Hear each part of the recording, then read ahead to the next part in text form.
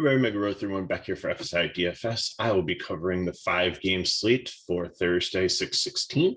If you're looking for the early content, just pause this video. If it's before the slate start, McKinley 412 had that breakdown, so it's on our channel. So check that out and then come on back and we'll talk about the night one. So last night, I felt like I was watching preseason football games. If you looked at the scores, it was just incredible how many runs were put up. And I think it's just like the hot temperatures and the winds and stuff just aided it. It was just surreal. Some of the scores that won tournaments look like NBA scores more than Major League Baseball. I talking like 287. That's like crazy high numbers. So the early slate might have scoring like that. This night slate, I think, will be a little bit better in range. So we got a couple pitching options, one minor weather concern, a couple of good spots for hitting. So let's break it all down for you. First game we're starting with is New York Yankees and Tampa Bay Rays. 7.5 total, 281 for Tampa right now, 469 for New York. Looks like I've seen a couple pitchers for here, but I think it's going to be Beeks. If it is another guy who was another lefty, is the same situation. They're about similar pitchers, so not interested against this Yankees team that is very strong right-handed power-wise. Severino on the other side, I think, makes a really good case. You still have a couple guys out of this Tampa Bay lineup. They're not as strong without having their full lineup there. So I think that it's not in Tampa Bay where it's more of a pitching park, but I still think, in Yankee Stadium here, a little windy, wind blowing across the field, 12 miles per hour, temperatures of about 73. So really like Severino. I think you're going to have between Severino and a Wheeler as your SP1 tonight. I'm leaning Severino simply because the weather forecast is better here, and I like this matchup a little bit better. So bat-wise, I think the Yankees, make one of the top stacks on the slate. They're a little bit more expensive than Phillies, so in the breakdown we'll talk about how to get a Philly stack and how to get a Yankee stack into your lineups as your primary stack there. Tampa Bay, I think, is just a leverage stack. If you think Severino is going to have high ownership and you want somebody to take a stack against him just in case he struggles, and to leverage ownership there.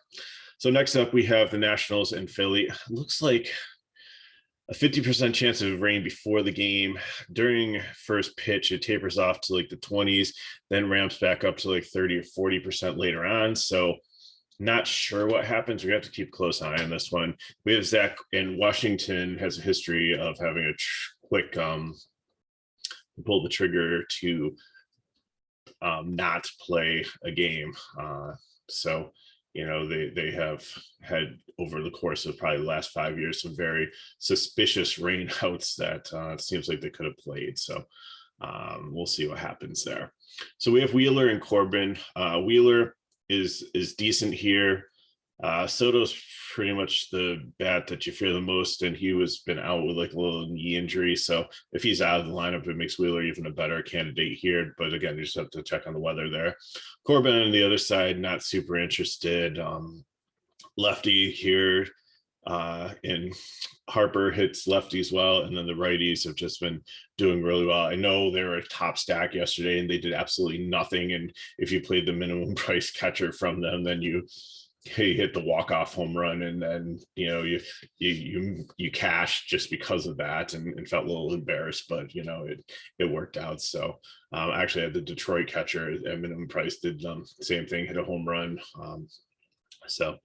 But I think the Phillies are in a little bit better situation today against Corbin, so definitely like them as top stack. Washington, again, is just a leverage stack against a top pitcher. Especially, it's going to be even worse off if Soto's not in there and not 100% healthy. Next up, we have the Milwaukee Brewers and the New York Mets. We have Aaron Ashby and Tyler McGill. Ashby's shown some flashes of brilliance as a young pitcher here. But this Mets team, again, as we said yesterday on the video, they don't strike out so much. They don't walk much. They're a very disciplined team and a very solid team hitting wise. So I think they're a little bit dangerous matchup here. There's not really many cheap options. So I think like he would probably lead the cheap options over Kirby and Brisky. I think they're in worse situations. So in a tournament, if you want to pay down, I don't think you have to.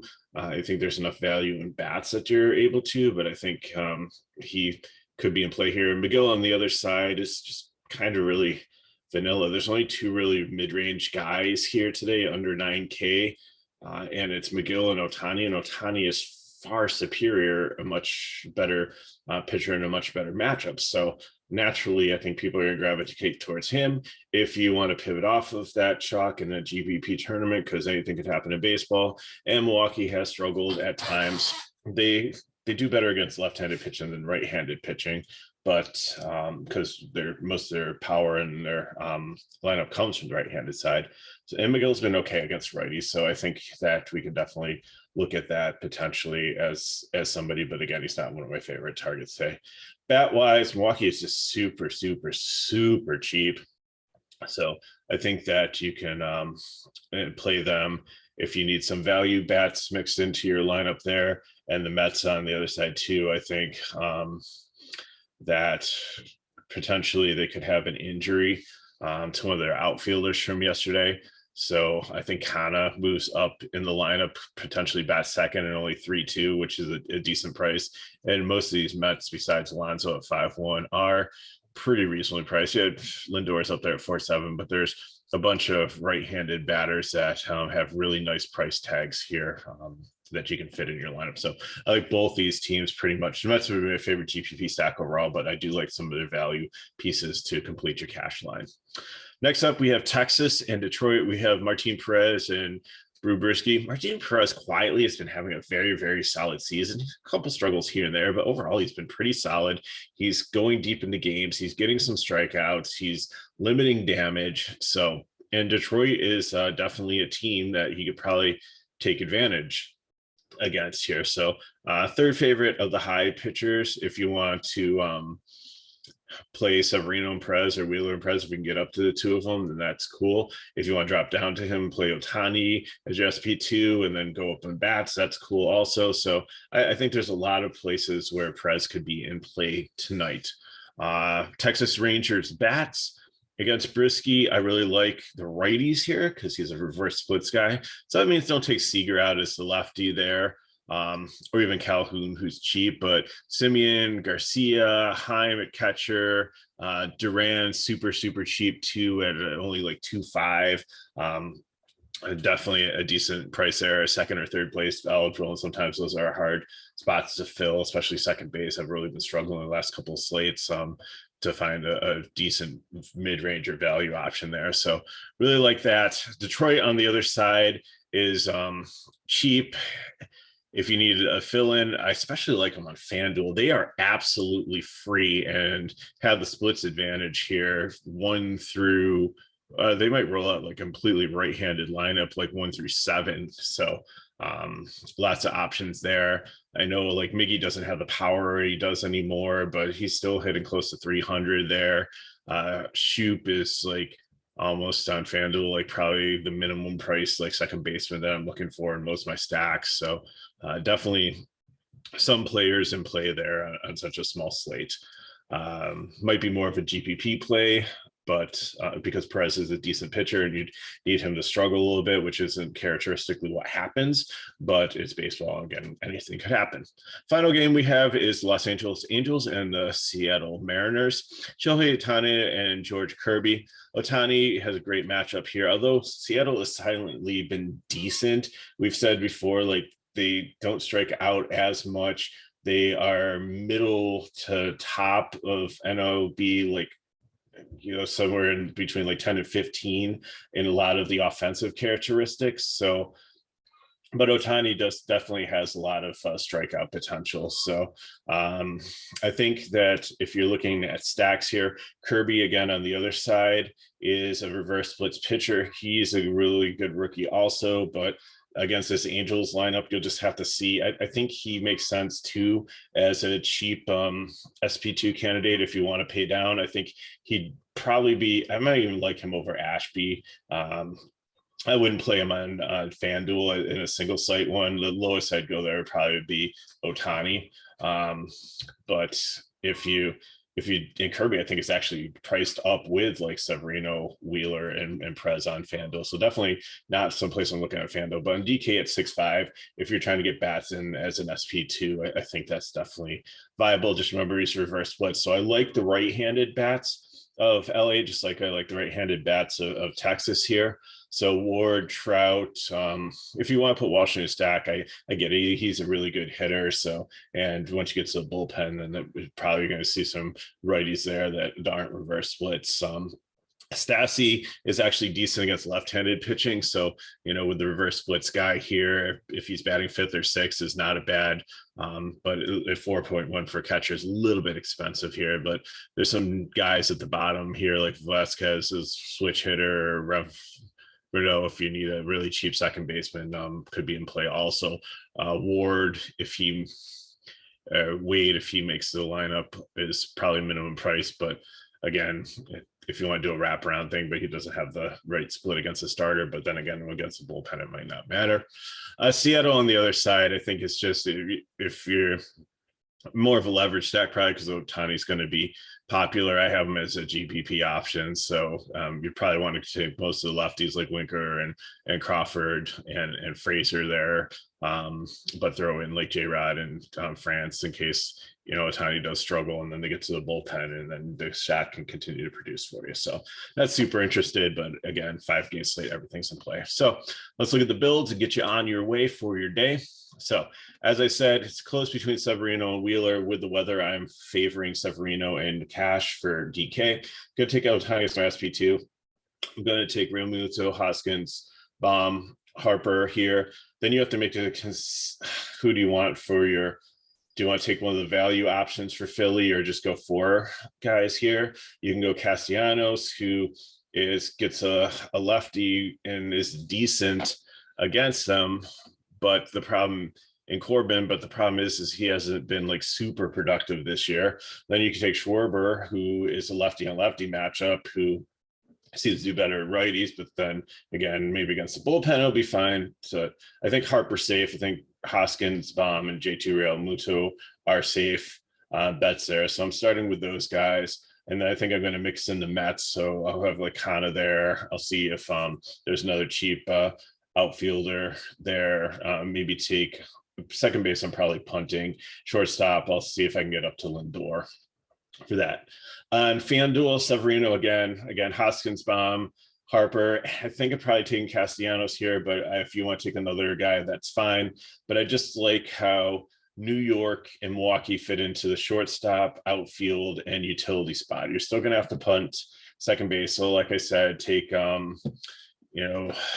who's a good choice here. Probably shoot from Detroit or Ward from the Angels or somebody in the, I think you're going to have like 2-4 to 2-3 left over. If you go and try to take again, you can really make it, if you try to get up to Alonso, you have to take a Kana. Then I don't know if you can get to Lindor there at shortstop. From Milwaukee, you're probably looking at taking Adames, probably taking a Yelich, and then maybe Navarro at catcher or Tellis at first base there. So lots of different ways you can play in that build.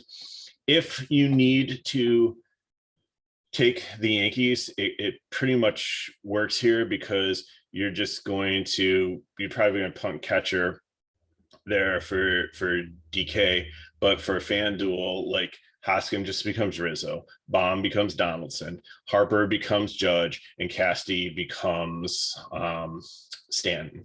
So I think that's the stack you want to play there. Then Milwaukee works. The Mets are a little expensive. Detroit, like I said, is completely free. They'll fit in there too. And with Detroit and FanDuel, you can get up to Weaver if you want to and still have some money left over. So that's where I'm going with cash. It's like Philly to start with, but if the weather's going to be really dicey, I'm switching to New York. It's almost an even exchange for all the players there. As for GPP, I'm taking Perez on DK and then either Wheeler or Kirby to pair up with, depending on what you want for salary. Heimer, Navarez, depending on how much salary you have. And I'm stacking Milwaukee and I'm stacking Texas right-handed bats.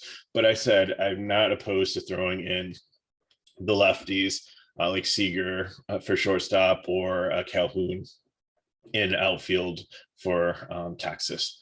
Ohtani is my pitcher of choice for GPP on FanDuel. And here I'm going to take Texas again, and I'm going to try to put in some Angel right-handers. So Trout or Ward, it's hard to get both. If you're going Trout, Ward, and Rendon, you're going to need to punt first and shortstop. If you want to go down and pitcher, like you can do that, but like I said, Kirby's super expensive there. So I mean, Ashby would probably be the one that you go down to. In a GPP, I'm okay with it. That way, you might be able to get a full Angel stack. Here you got to have one off because Ohtani's your pitcher. So, you know, if you go, you can't go stashy Trout, Ward, or Rendon and play 4 Texas guys. Maybe you drop a Texas guy, however you want to play it there. But those are where I'm going at. But if you don't like the Angels as a secondary stack, make Texas your primary stack. Try to get as many righties in as possible there, and then fill in whatever other team you decide, you know, works for you there. I mean, you could probably get like Alonso, Lindor, Kana in there if you want to throw the Mets in this stack, and then you'd probably need a cheap guy in utility. So especially if you're not playing up for Seager there and go Lindor, then and take a cheaper other right-handed bat, maybe like the catcher Heim on FanDuel and utility, that works also. So that's what we got for you today. And as always, if you have any questions, just throw them in the chat. Hit me up at MegaRuler31 on Twitter. You know, I'm happy to see what I can do. Again, can't always approve, or we shouldn't be approving with full lineups for you. But if you have a question like one player versus one player, or like 2v2 or something like that, then definitely, you know, or like I'm having trouble, you know, finding a second baseman for 2,500 on FanDuel and a GPP. What are some options that you would consider? Like things like that, we'll definitely try to help you out with. So as always, we super appreciate you guys watching these videos, and girls. You know, definitely enjoy, you know, the grind and making them for you every single day, just because of the appreciation that we see you guys express to us in the comments, and, you know, through reaching out to me on Twitter and other things. So McKinley and I definitely, you know, enjoy putting all this together for you, and hopefully it's helping. So good luck in your contest tonight. You know how to get a hold of us. If you want more information on FSI DFS, then you can go into the details of the video and all the information to get to our Discord, our social media, our website is all there. So if you were helped by this video, then please give us a like, share with your friends, subscribe to our channel, you know when our next videos are coming out, and hopefully we'll see you next time. Tomorrow got a large slate coming up, 12 games, so we'll be up early tomorrow morning to break that one down for you. Good luck in your contest tonight, and I'll see you next time.